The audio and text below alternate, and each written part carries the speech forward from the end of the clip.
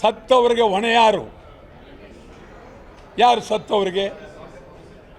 ಸ್ಟೇಡಿಯಮ್ಮ, ವಿಧಾನಸೌಧನ, ಸರ್ಕಾರನ? ನಿಮ್ಗೆ ಹೇಳೋದಾದರೆ ಆಂಬುಲೆನ್ಸ್ಗಳಿಲ್ಲದೆ ಕೈನಲ್ಲಿ ಸತ್ತವರನ್ನ ಹೊತ್ತು ಹೊರತರಬೇಕಾಯಿತು.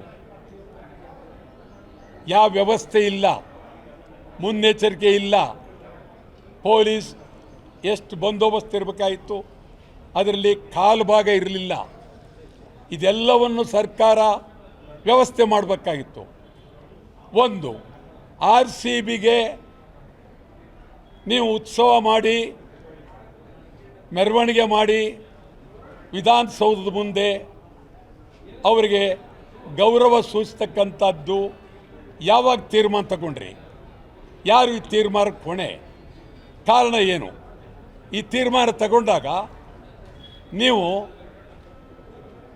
ಎಷ್ಟು ಲಕ್ಷ ಜನ ವಿಧಾನಸಭೆಯ ಮುಂದೆ ಬರ್ಬೋದು, ವಿಧಾನಸೌಧದ ಮುಂದೆ ಬರ್ಬೋದು, ಸ್ಟೇಡಿಯಂ ಮುಂದೆ ಬರ್ಬೋದು. ಇದು ನಿಮಗೆ ಗಮನಕ್ಕೆ ಬರಲಿಲ್ಲ ಅಂತಂದರೆ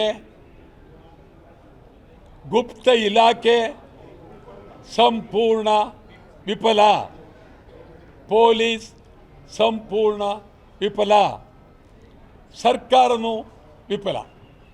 ಇದು ನಿಜಕ್ಕೂ ಭಾಳ ಗಂಭೀರವಾದ ಪರಿಸ್ಥಿತಿ. ಇದನ್ನು ಒಂದೊಂದು ನರಕ ನೇರವಾಗಿ ಕಾಣ್ತು. ನಿನ್ನೆ ನರಕ ಎಲ್ಲೂ ಹೋಗಬೇಕಾಗಿಲ್ಲ, ಸ್ಟೇಡಿಯಮ್ಮೇ ನರಕ ನಿನ್ನೆ ಕಂಡದ್ದು. ಒಬ್ಬೊಬ್ಬ ಪ್ರಾಣ ಕಳ್ಕೊಂಡಂಥ ಬಂಧುಗಳು, ಅವರ ನೋವು, ಕಣ್ಣೀರು ನೋಡ್ತಾ ಇದ್ದರೆ ನಿಜವಾಗಲೂ ಭಾಳ ಗಂಭೀರವಾದಂಥ ಪರಿಸ್ಥಿತಿ. ಇದನ್ನು ಜಿಲ್ಲಾಧಿಕಾರಿ ಒಬ್ಬರು ತನಿಖೆ ಮಾಡಿ ಅಂತ ಹೇಳ್ಬಿಟ್ರು. ಅದರ ಬದಲು ಪೊಲೀಸ್ ಕಾನ್ಸ್ಟೇಬಲ್ ಕೊಟ್ಬಿಡ್ಬೇಕಾಗಿತ್ತು ತನಿಖೆ ಮಾಡಿ ಅಂತ. ಜಿಲ್ಲಾ ಇವ್ರಿಗೆ ಕೊಡೋ ಬದಲು ಒಬ್ಬ ಕಾನ್ಸ್ಟೇಬಲ್, ಇದು ವಿಧಾನಸೌಧ ಮುಂದೆ ನಡೆದಿದೆ, ವಿಧಾನಸೌಧ ಪೊಲೀಸ್ ಸ್ಟೇಷನ್ನಲ್ಲಿ ಕಾನ್ಸ್ಟೇಬಲ್ ಯಾರಿದ್ದಾರಪ್ಪ, ನೀನು ಇದು ನೋಡ್ಕೊ ಅಂತೇಳಿ ಕಬ್ಬನ್ ಪಾರ್ಕು ಸ್ಟೇಡಿಯಂ ಕೊಟ್ಬಿಡ್ಬೇಕಾಗಿತ್ತು. ಭಾಳ ಚೆನ್ನಾಗಿರೋದು. ಇದು ಈಗ ನಾನು ಹೇಳೋದು, ಇದು ಸಮಗ್ರವಾಗಿ ಹೊರಗೆ ಬರಬೇಕಾದ್ರೆ ಉನ್ನತ ಮಟ್ಟದ ಭದ್ರವಾದ ಹಾಲಿ ಹೈಕೋರ್ಟಿನ ನ್ಯಾಯಾಧೀಶರಿಂದ, ಹಾಲಿ ಹೈಕೋರ್ಟಿನ ನ್ಯಾಯಾಧೀಶರಿಂದ ತನಿಖೆ ಆಗಬೇಕು. DC ಕೈಲೂ ಆಗಲ್ಲ, ತಹಶೀಲ್ದಾರ್ ಕೈಲೂ ಆಗೋದಿಲ್ಲ, ಪೊಲೀಸ್ ಕೈಲೂ ಆಗೋದಿಲ್ಲ.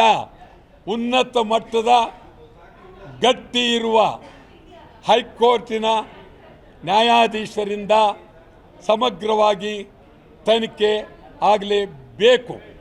ಮತ್ತು ಸತ್ತವರಿಗೆ ನೀವು 10 ಲಕ್ಷ ರೂಪಾಯಿದು ವ್ಯಾಪಾರ ಅಲ್ಲ. ನಿಮ್ಮ 10 ಲಕ್ಷಕ್ಕೆ ಒಬ್ಬ ವ್ಯಕ್ತಿ ಸಾವನ್ನು ನಾವು ಹೋಲಿಕೆ ಮಾಡೋಕ್ಕಾಗೋದಿಲ್ಲ. 10 ಲಕ್ಷ ಕೊಡೋದೇ ಅಗೌರವ.